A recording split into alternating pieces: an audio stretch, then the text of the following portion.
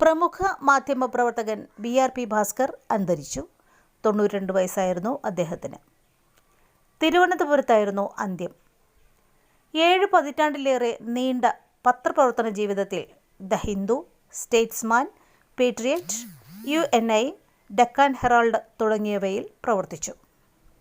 മലയാളത്തിലടക്കം നിരവധി മാധ്യമങ്ങളിൽ കോളമിസ്റ്റായിരുന്നു. അവസാന കാലം വരെ സാമൂഹിക വിഷയങ്ങളിൽ ജാഗ്രതയോടെ ഇടപെട്ടു.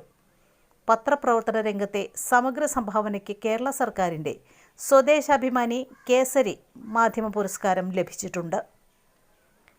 തിരുവനന്തപുരം ജില്ലയിലെ കായിക്കരയിൽ 1932 മാർച്ച് 12-നാണ് AK ഭാസ്കറിൻ്റെയും മീനാക്ഷിയുടെയും മകനായി ബാബു രാജേന്ദ്ര പ്രസാദ് എന്ന BRP ഭാസ്കർ ജനിച്ചത്.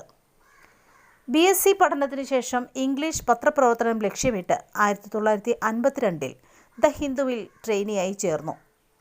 1958 കേന്ദ്ര സർക്കാരിൻ്റെ സ്കോളർഷിപ്പോടെ ഫിലിപ്പീൻസിൽ പോയി. 1959 യൂണിവേഴ്സിറ്റി ഓഫ് ദ ഫിലിപ്പീൻസിൽ നിന്ന് MA നേടി തിരിച്ചെത്തിയതിനു ശേഷം പേട്രിയറ്റിൽ ചേർന്നു. പിന്നീട് അവിടെ നിന്ന് രാജിവെച്ച് UNIയിലെത്തി.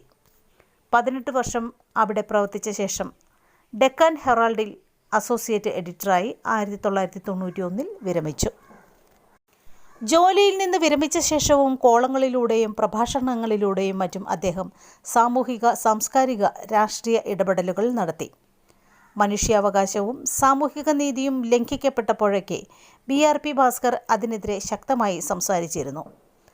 ചരിത്രം നഷ്ടപ്പെട്ടവർ, ന്യൂസ് റൂം, ഒരു മാധ്യമപ്രവർത്തകൻ്റെ അനുഭവക്കുറിപ്പുകൾ, ദ ചേഞ്ചിങ് മീഡിയ എസ്കേപ്പ് എന്നീ പുസ്തകങ്ങൾ രചിച്ചിട്ടുണ്ട്.